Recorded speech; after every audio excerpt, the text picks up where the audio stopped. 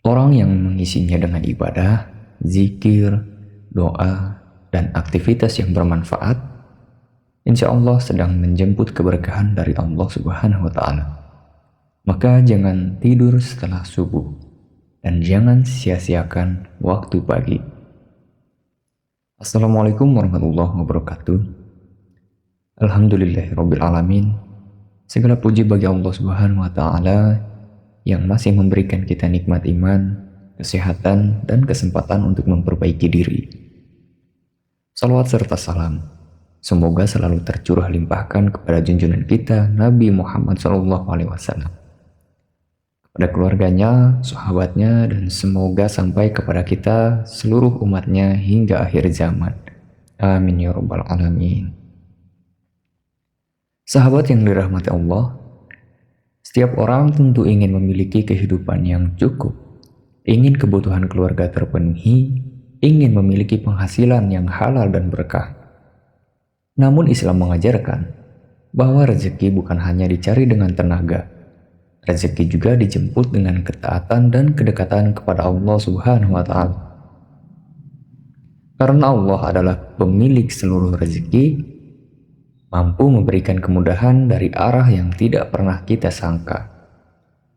Sahabat pintu hikmah, waktu setelah subuh adalah waktu yang sangat berharga.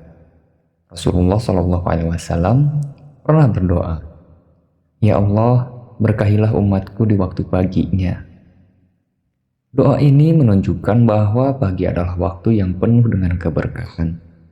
Sayangnya, banyak orang yang setelah subuh justru kembali tidur. Padahal waktu pagi bisa digunakan untuk memperbanyak zikir, membaca Al-Quran, berdoa, dan mempersiapkan diri untuk mencari nafkah yang halal.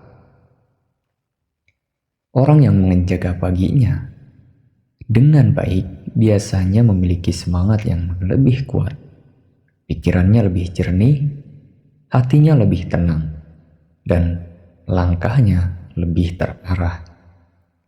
Keberkahan rezeki bukan hanya tentang banyaknya uang. Keberkahan adalah ketika harta yang sedikit terasa cukup, bermanfaat, dan membawa ketenangan. Karena itu, amalan setelah subuh tidak boleh dipandang remeh. Amalan ini bisa menjadi awal perubahan besar dalam kehidupan seseorang. Ada suatu kisah inspiratif. Seorang pedagang kecil yang hidupnya pas-pasan. Setiap hari ia berjualan dari pagi hingga malam hingga sore. Namun hasilnya seringkali hanya cukup untuk kebutuhan sehari-hari. Ia mulai merasa putus asa karena hutangnya belum juga berkurang. Suatu hari ia mendengar nasihat seorang ustaz. Jangan langsung tidur setelah subuh. Isi pagi dengan zikir, doa, dan niat yang baik untuk mencari rezeki yang halal. Nasihat itu ia amalkan dengan sungguh-sungguh. Setelah sholat subuh, ia duduk beberapa saat untuk berzikir dan membaca doa. Ia juga mulai berangkat berjualan lebih pagi dari biasanya. Hari demi hari berlalu. Perlahan pelanggan mulai bertambah. Usahanya menjadi lebih ramai. Penghasilannya meningkat, dan yang paling penting, hatinya menjadi lebih tenang. Ketika ditanya apa rahasianya, ia menjawab, hanya berusaha memperbaiki pagi saya dan mendekatkan diri kepada Allah. Sahabat pintu hikmah, kisah ini mengajarkan kita bahwa perubahan besar sering dimulai dari kebiasaan kecil yang dilakukan dengan istiqomah. Sahabat yang dirahmati Allah, ada beberapa amalan setelah subuh. Tidak harus selalu banyak dan berat. Yang penting adalah dilakukan dengan ikhlas dan juga istiqomah. Setelah menyelesaikan sholat subuh, jangan terburu-buru meninggalkan tempat sholat.